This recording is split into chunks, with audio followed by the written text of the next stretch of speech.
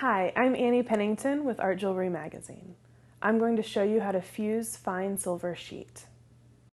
To fuse fine silver sheet, you will need a gas and oxygen or gas and air torch, a soldering tripod with steel mesh, a bowl of water, a fire-resistant soldering surface such as a soldering pad or a fire brick, a pair of cross-locking tweezers.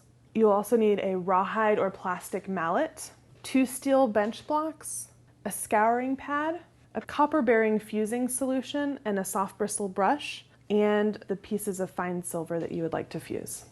When fusing fine silver, you want to make sure that both of the pieces that you're fusing together are perfectly flush. Just like when you're soldering, the two pieces must fit together with no gaps.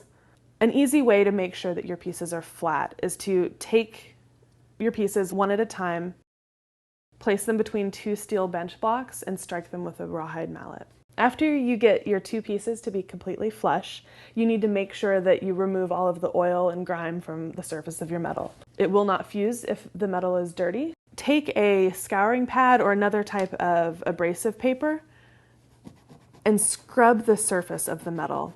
You want to make sure when you're cleaning to scrub the surface of the larger piece and the underside of the smaller piece, where the 2 pieces will be touching.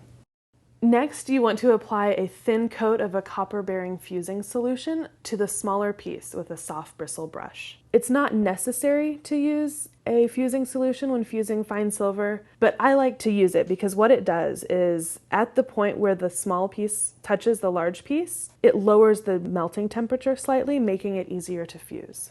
After you've applied your copper-bearing fusing solution, you want to take your small piece, flip it over, and place it onto the large piece. Make sure you grab it just by the edges. You don't want to touch the surface. After you've placed the smaller piece on top of the larger piece, you want to let the copper-bearing fusing solution dry. Carefully set the stacked pieces onto a flat steel mesh screen on top of a soldering tripod. Placing your piece on a soldering tripod allows you to heat the piece from below as well as from above, heating the piece more evenly and making it easier to fuse. Light your torch and begin heating the piece from below. It's a good idea to work in a somewhat dimly lit room, nothing too bright, so that you can see the metal change colors as it's heated. You want to keep the torch moving in a circular motion. You don't want to focus the torch on one spot or you'll risk melting it.